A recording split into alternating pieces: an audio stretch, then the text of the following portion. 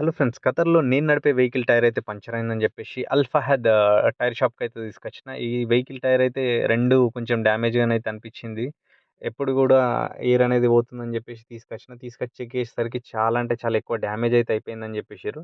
నేనైతే కొత్తది ఎంత కత్తదని అడిగితే రూ. 250 రియాలకైతే అన్నాడు. మన ఇండియన్ మనీలో దగ్గర దగ్గర 5,000 మధ్యల నుంచి 5,000, 6,000 మధ్యలోనైతే ఉంటది. ఇకనైతే కొత్త టైర్ కోసం పాత టైర్ అయితే ఇప్పేస్తుర్రు. ఇప్పేసిన తర్వాత ఇదైతే ఈ షాప్ వచ్చేసి అల్ షహీన్ అపోజిట్‌లోనే అయితుంది. ఇషారా షాఫీ అని అంటారు ఇది.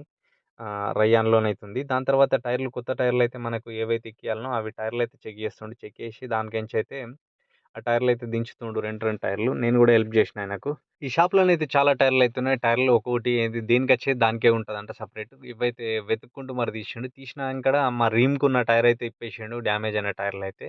చాలా ఈజీగా ఇప్పుడొచ్చిన టెక్నాలజీ ప్రకారంగానైతే ఈజీగానైతే ఇప్పడానికైతే వచ్చేస్తుంది. ఈ మిషన్ ద్వారానే. ఇంతకుముందైతే ఇట్లా లేపి ఇప్పాలా, అదంతా ఇప్పాలంటే చాలా కష్టమైపోతుండే.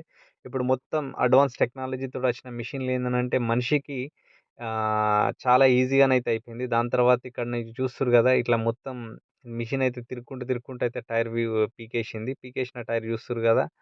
ఎంత ఈజీగా తిరుగుతుంది. దాని తర్వాత కొత్త టైర్ అయితే ఇంకో టైర్ అయితే ఇంకొకాయన తీసుకపోతుండు. దాని తర్వాత రీమ్ అయితే ఏదైతే ఉందో దానికైతే కొంచెం ఆయిల్ లెక్క అనేది పూసిండు. పూసిన తర్వాత కొత్త టైర్ అయితే పెట్టిండు. పెట్టిన తర్వాత మళ్ళా అదే మిషన్ ద్వారానైతే ఎక్కిస్తుండు. ఎక్కించిన తర్వాత ఇక్కడ దగ్గరుంటే మాత్రం సౌండ్‌కైతే సేమ్ మన పటాకులైతే కొట్టినట్టు అనిపిస్తున్నాయి. ఇంకా కొంచెం ఆయిల్ పోసి మీదే టైర్ అయితే లోపల దాకా ఎక్కించిండు. ఎక్కించిన తర్వాత దానికొక వాల్వ్ పెట్టి చేసి అయితే ఎయిర్ అయితే పెట్టేస్తుండు.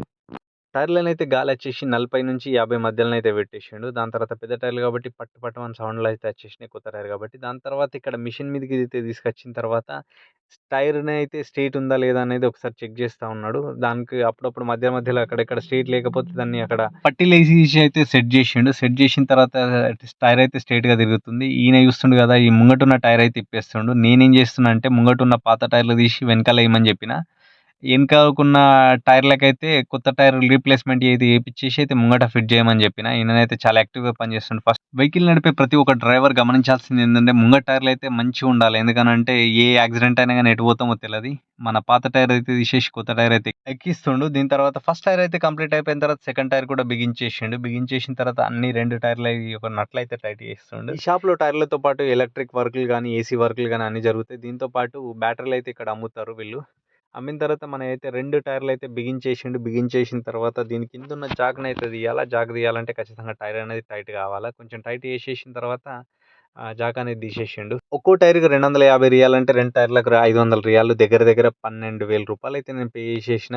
చేసిన తర్వాత వీళ్ళైతే సెట్ చేసి ఇచ్చేసిర్రు. మన వీడియో గనుక నచ్చినట్లయితే లైక్ చేయండి. ఛానల్ మాత్రం సబ్స్క్రైబ్ చేసుకోవడం మాత్రం మర్చిపోకండి.